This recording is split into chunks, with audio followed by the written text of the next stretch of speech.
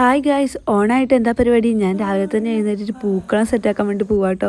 പൂക്കളത്തിന് വേണ്ടി ഡിസൈനൊന്നും പ്രിപ്പയർ ചെയ്ത് വെച്ചിട്ടില്ല. അപ്പം തോന്നിയ ഡിസൈൻ അങ്ങ് വരക്കാമെന്ന് വിചാരിച്ചു. പിന്നെ ഒരു എസ്തറ്റിക് ഫീലിന് വേണ്ടി നമ്മൾ ഉരുളിയിൽ കുറേ റോസാപ്പൊക്കെ ഇട്ട് വെച്ചിട്ടുണ്ട്. പൂക്കളത്തിൻ്റെ ഫൈനൽ റിസൾട്ട് എങ്ങനെയുണ്ടെന്ന് കമൻറ്റ് ചെയ്യണേ. മുറ്റത്തൊരു പൂക്കളം ഇട്ടിട്ടുണ്ട്. പിന്നെ നമ്മൾ മെയിൻ പൂക്കളം നമ്മൾ സിറ്റ് ഔട്ടിലാണ് ഇട്ടത്. മുറ്റത്തിട്ടാൽ ഞാൻ ചിലപ്പോൾ പാറിപ്പോയല്ലോ എന്ന് വിചാരിച്ചിട്ട്. അപ്പം മെയിൻ പൂക്കളം എങ്ങനെയുണ്ട് നോക്കുക.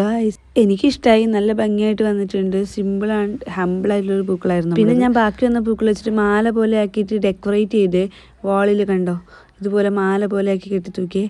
പിന്നെ നമുക്ക് ഉള്ളിലും പൂക്കൾ ഇടണം. നമ്മൾ പടിഞ്ഞാറ്റ് ഭാഗത്തും കൂടി പൂക്കൾ ഇട്ടിട്ടുണ്ട്. വീഡിയോ എടുക്കാൻ മറന്നുപോയി. അത് കഴിഞ്ഞപ്പോഴത്തേനും സദ്യയൊക്കെ പ്രിപ്പയർ ചെയ്ത് കഴിഞ്ഞ് ഇനിയിപ്പോൾ നമ്മൾ ഒരു പേഷ്യൻറ്റിന് സദ്യ കൊണ്ടുകൊടുക്കാൻ പോകുന്നുണ്ട്.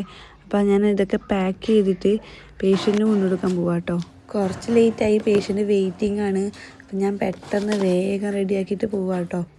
ഇപ്പം എൻ്റെ പേഷ്യൻ്റ് അല്ല ഇപ്പം നമ്മൾ കാണാൻ പോകുന്ന ആൾ. പക്ഷെ 1.5 വർഷം മുമ്പായിരുന്നു പേഷ്യൻ്റായിട്ട് ഉണ്ടായത്.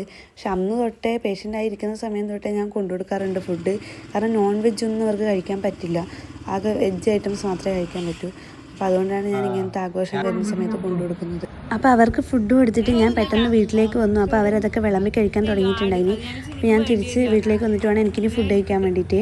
അപ്പോൾ വീട്ടിലെ സദ്യയിൽ നമ്മൾ എന്തൊക്കെ സ്പെഷ്യലായിട്ട് ഉണ്ടാക്കിയേക്കുന്നുള്ളത് അടുത്ത വീഡിയോയിൽ കാണാം കേട്ടോ. ബൈ.